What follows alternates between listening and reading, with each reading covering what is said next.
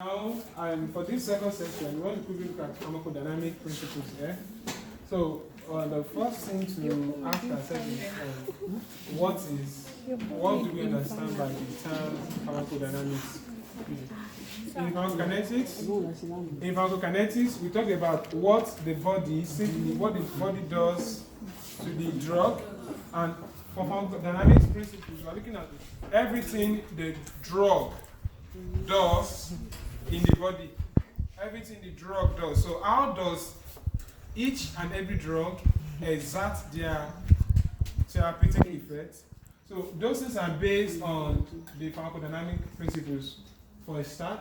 Now, having said that, the first thing to look at is signal transduction.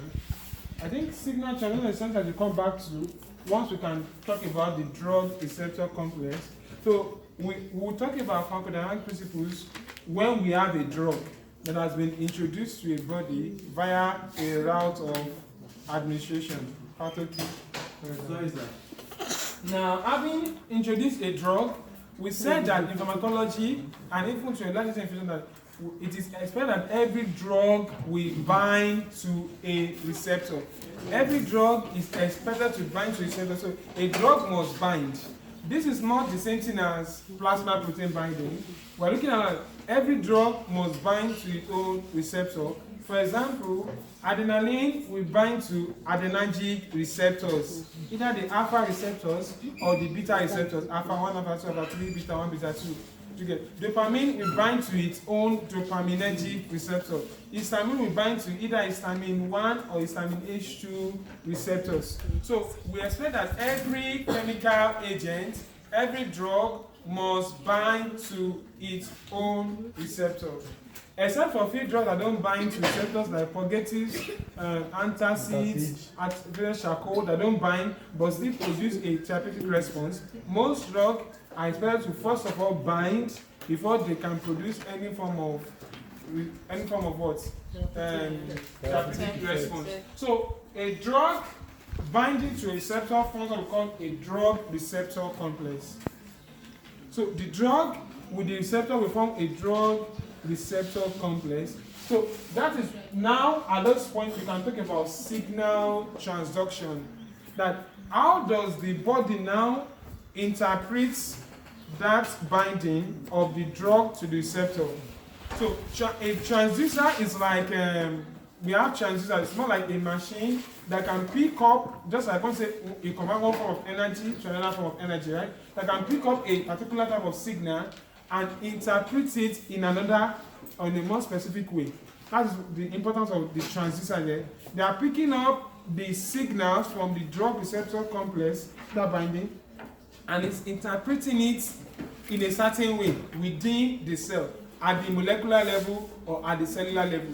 That is majorly what we look at as a signal to be able to transduce, interpret, and relay what? Signals. So from here we look at receptor state. Now it is not so simple to say that receptors are just activated or inactive. There are at least two states where receptors can be found, either in the activated state or in the inactive states. Do you understand this? So there are still some in between, there are still some gray lines there, but we need this to be able to explain some that a receptor is not just there, that a receptor can be activated, a receptor can be resting in that same. So in that same way, now from there we look at major receptor families. So most of our receptors can be a ligand-gated ion channel. If you look at what does it mean? Ligand is a chemical. The receptor is an ion channel. Please understand this. Now, this receptor here is an ion channel. The ion channel is connected to a ligand, a chemical. So it is a chemical that would bind to that receptor to form a drug receptor complex that activates this channel to behave in a particular way or to be able to transduce signals in a particular way. So these are what we call ligand-gated ion channels. These are a type of receptors. The other type here that is more popular are what we call the G protein coupled receptors. receptors coupled to a type of what? G protein. And most receptors, a lot of our receptors for them are G protein coupled receptors. See GPCRS in your textbooks. G protein coupled receptors.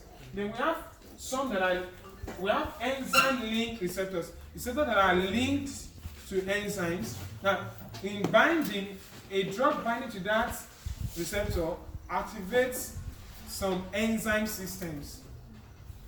So if you think how do drug do their, how do they produce their effect? Linked to a ligand getting ion channel, G protein coupled receptors, we have some that are linked to what? Enzymes here. So it means so the drug is not binding to the enzyme, but the drug is binding to its own portion on the receptor that in one or the other activate what? A cascade of enzymatic activity. And the last one here are what we call intracellular receptors. That means most of these enzymes will likely be on the cell membrane, on the cell. These ones are receptors found within the cell. Intracellular receptors. Sometimes we say nuclear receptors. Having said that, we now come out to this characteristics of signal transduction. I will mention them there. There are two major characteristics here. The first one is signal amplification. We see this majorly with all of them, and especially the G protein coupled receptor, that the receptor can pick up small signals and multiply the inputs over 100, 1,000 fold. That is what we talk about, amplification of signals. The response gotten is amplified, is multiplied, so that a small input can produce a large response. So receptors are not just meant to be able to recognize and pick up signals, they must be able to amplify signals. So the response you get is not, quantity-wise, it's not the same as the input that came in, but a small input can produce a very, very large response at the cellular level. Then this one here, desensitization and deregulation of receptors. I need to listen here. The same way we can desensitize a receptor that can bring about deregulation of receptors, in some sense, we can also upregulate receptors. And either some of these, the receptor will be internalized or we can have tachyphylaxis. Now, what happens here? A receptor needs to receive signals, receive impulses. At some point, the receptor could become phosphorylated. May feel like the signals are too much, it has become overwhelmed. So once the responses that comes in are too much, the receptor can now undergo what we call tachyphylaxis. Tachyphylaxis can occur it occurs in milliseconds. It's the same thing we see when we talk about drug of addiction, when we talk about patients that have to, when we talk of tolerance. Tolerance is more like a larger time frame of the same thing of tachyphylaxis. Like it occurs. A receptor pick up signals, become oversaturated, phosphorylated, and it just stop responding to stimuli. So that's what we call tachyphylaxis. So now occur in milliseconds. Occur not in seconds, in milliseconds. That a lack of responsiveness from the receptor due to overstimulation. So overstimulation will cause tachyphylaxis within milliseconds. Tolerance is what occur over a long period of time. But tachyphylaxis occur within what? Milliseconds. So once there is tachyphylaxis, the receptor will become desensitized. So it is now unable for a short space of time to respond, to identify and respond to stimuli. Because of what? Tachyphylaxis that led to what? Desensitization. Whereas in some cases, because of this overstimulation, what the cell will do is the cell can now withdraw some of those receptors, because the cells feel like if there are it is because there are too many receptors available that a lot of the ligand is binding to, that is causing overstimulation within the cell. So in that sense, like if I withdraw, maybe I have 100 receptors on the surface. If I withdraw maybe 70 of those 100, and we're left with 30, so the quantity and quality of stimuli that gets into the cell will be reduced. So in response to overstimulation, a cell can undergo tachyphylaxis and desensitization. Some cells will undergo what we call downregulation. So the same way, as a result of what overstimulation, a cell can downregulate its receptors. Whereas in a case when there is little or no stimuli, a cell can upregulate its receptors so that the little that comes is not wasted.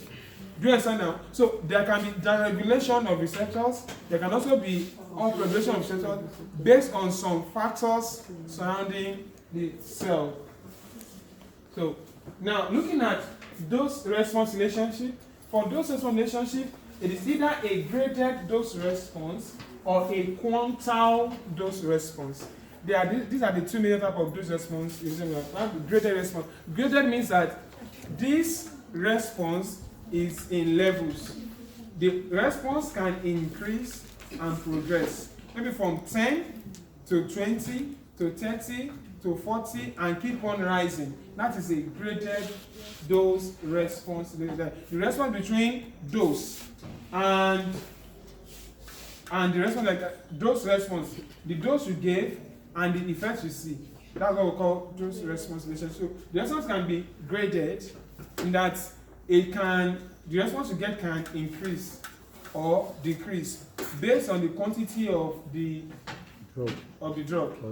Or in some cases, it can be a quantile dose. So for this one, you will have increase or decrease. So this is under this, we can now look at some of the keywords like affinity, potency, efficacy, intrinsic activity. We define affinity as the ability of a ligand to bind to a receptor. Affinity is the ability to bind. Once a ligand wants to attach itself to a particular receptor, leaving other receptor, we'll say that that ligand has what? Affinity for that particular receptor. So every ligand must have affinity, whether it's an agonist or an antagonist. Meaning that it likes and it wants to attach somewhere, preferentially.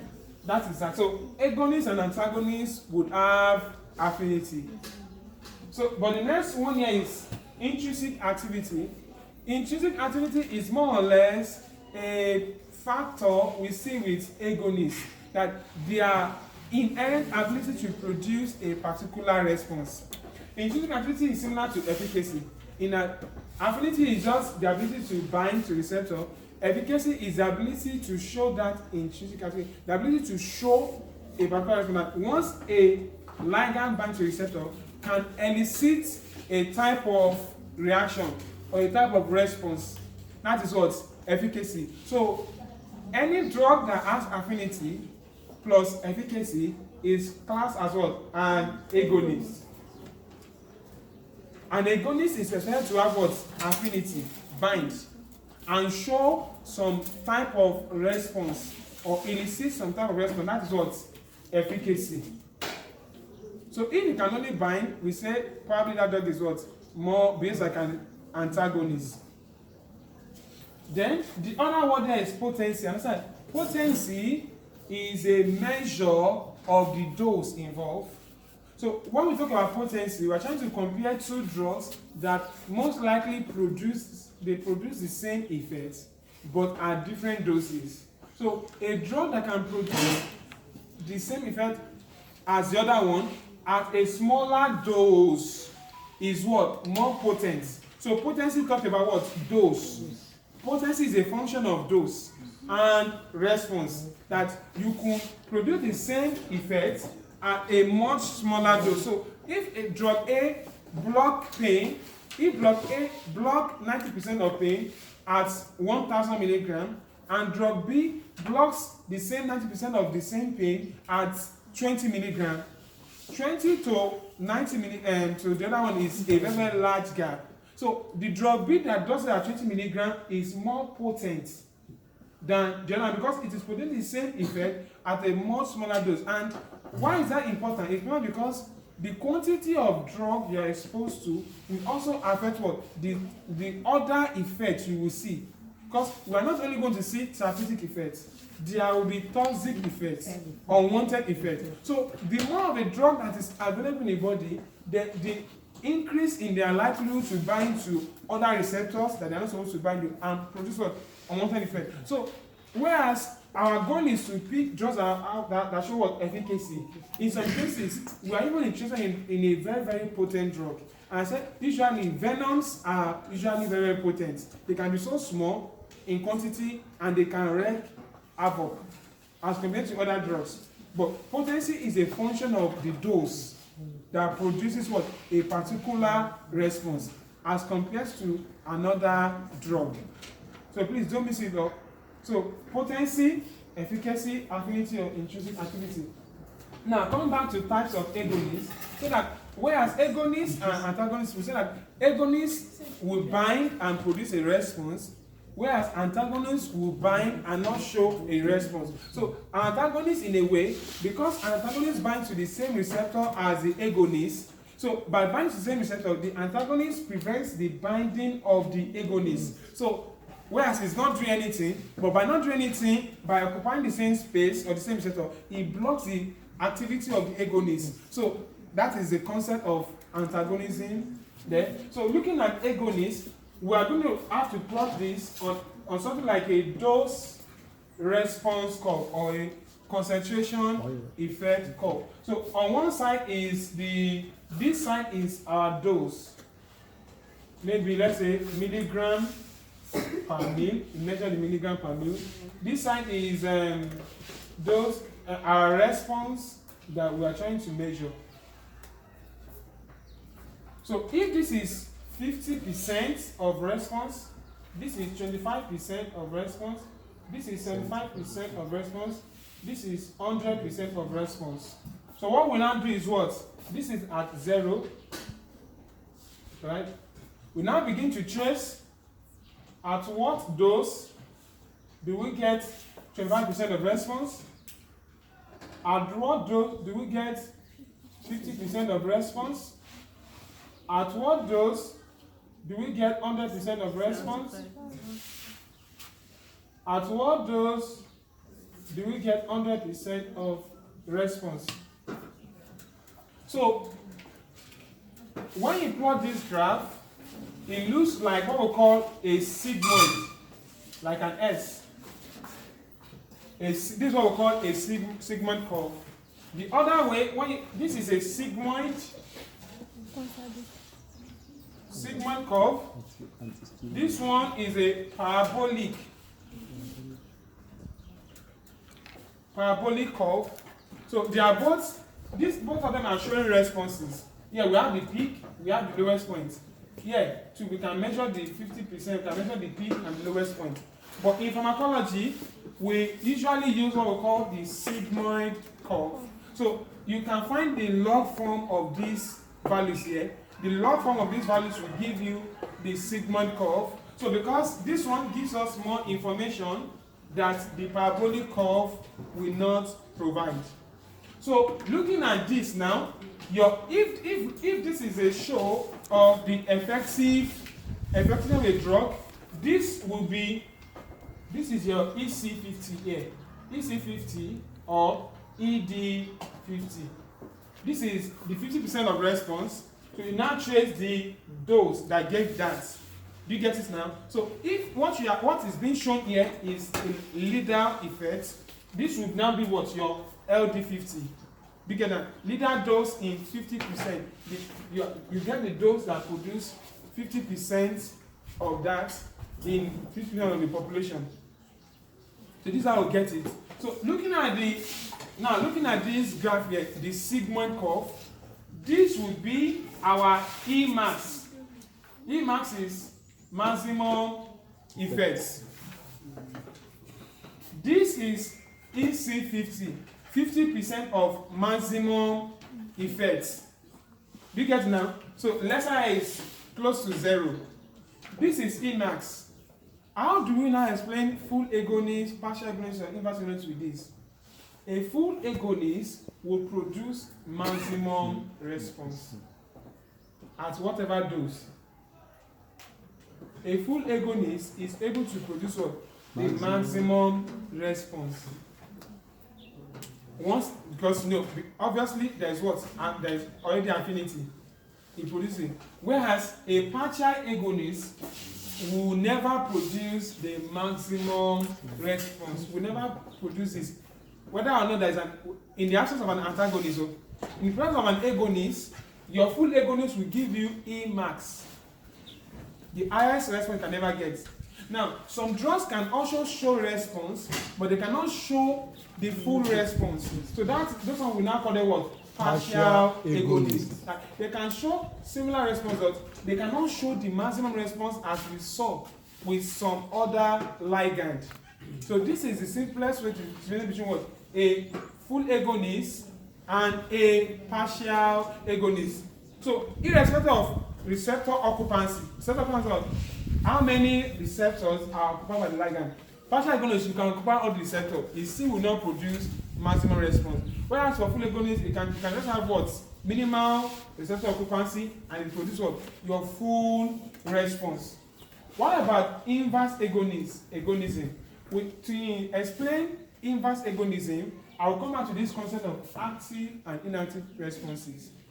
Even in the body, it is shown that even without the presence of a ligand, you still have some activation at receptor sites. That receptors are not always sleeping without the presence of what? The ligand. That even without the presence of the ligand, they still show some activity. So now we now try to explain as does that that we have a receptor pool. That in the receptor pool we have activated the ones that will be activated, we have that are resting. Please understand it. That is more or less what? A receptor pool. When you have the mixed bag, you have activated receptors, the ones that are what? Inactivated. So how do we differentiate between an antagonist and an agonist with this? That now, if this is the activated form of the receptor, and this one is the receptor when they are resting. Receptor is what? Resting. Here is what? Activated. In the pool.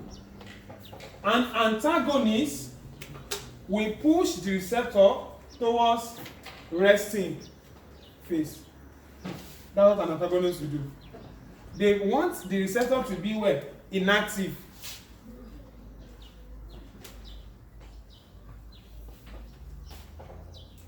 The agonist will push the receptor towards what? Activated states. Do you get it now? Agonists are trying to activate the receptors. Antagonists are trying to keep them in the resting phase.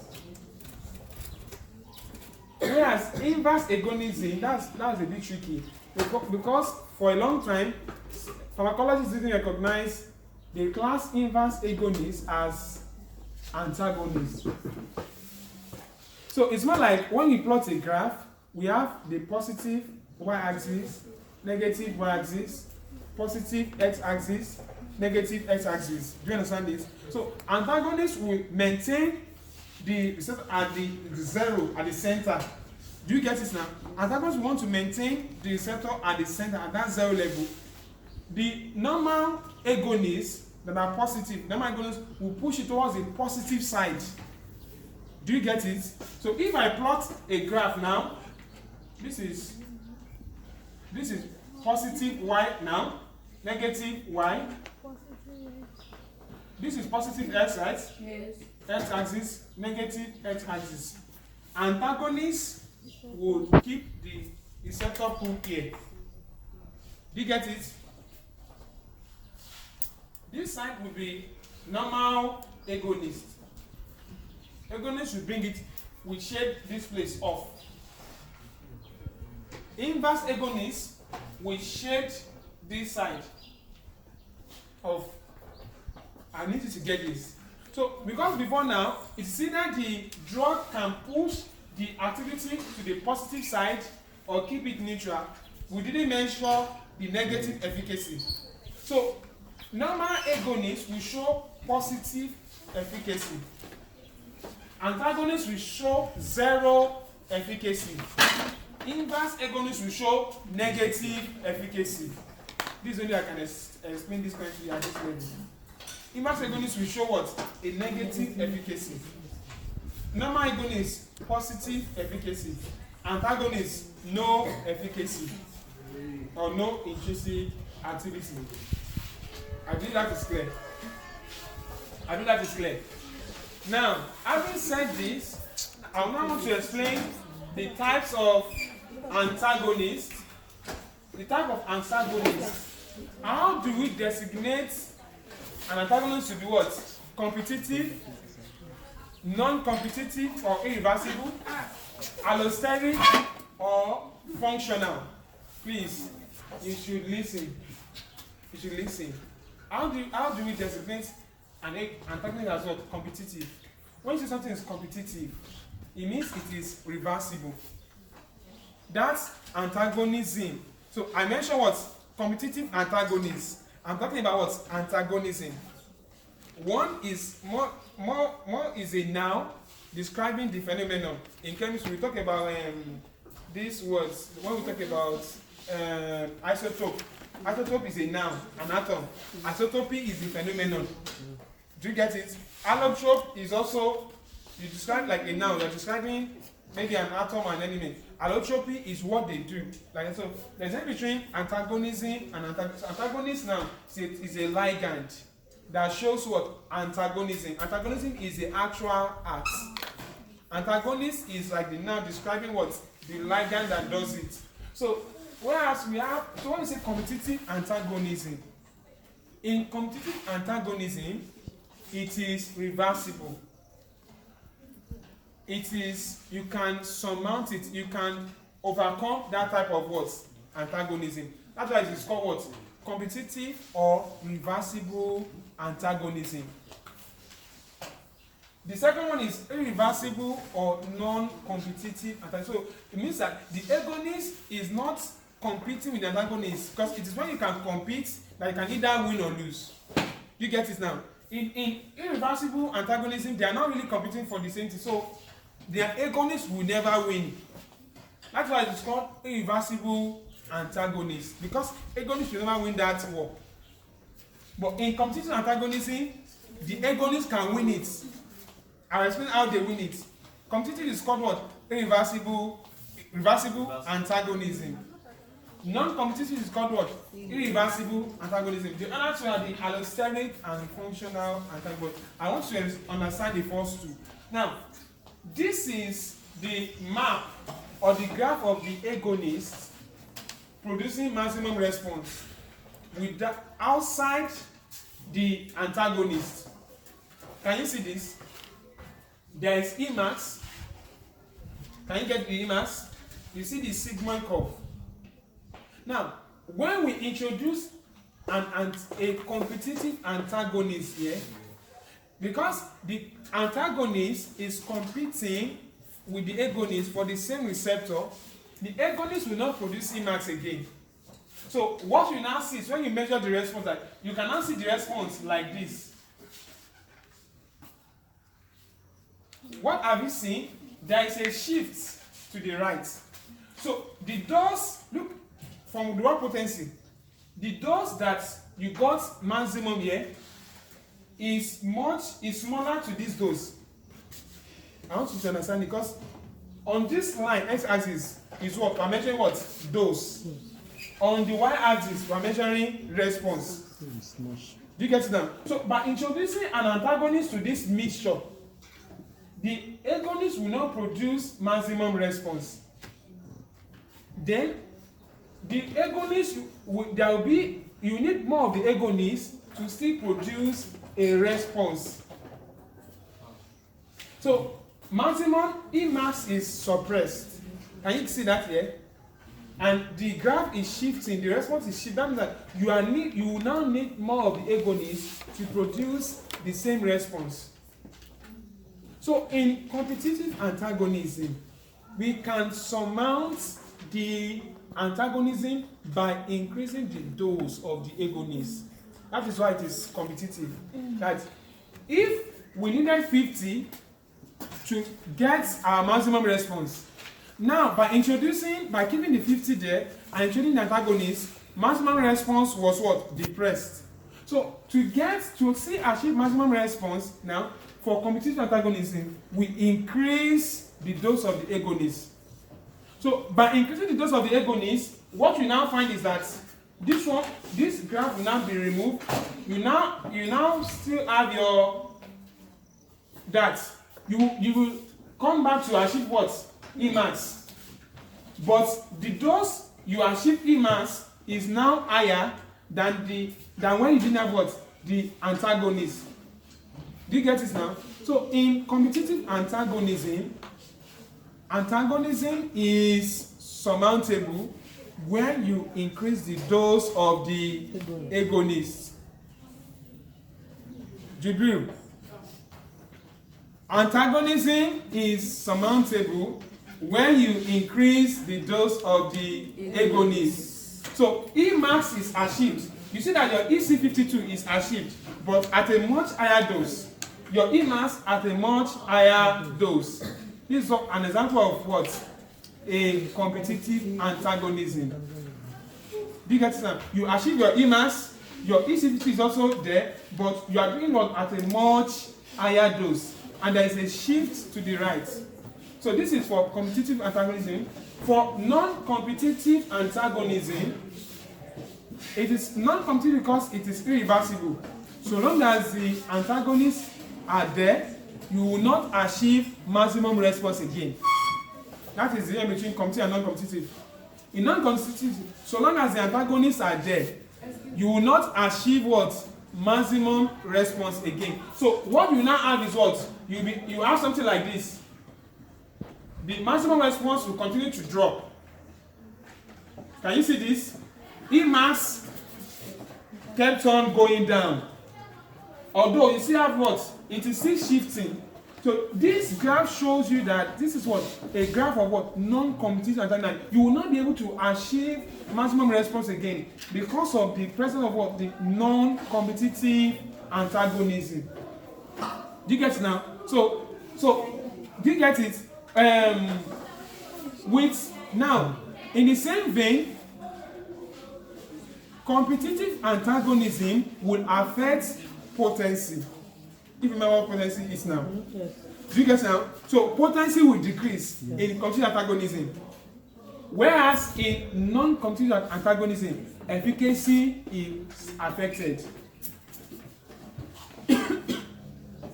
In non-competitive antagonism, a full agonist can become a partial agonist. Do you get it now?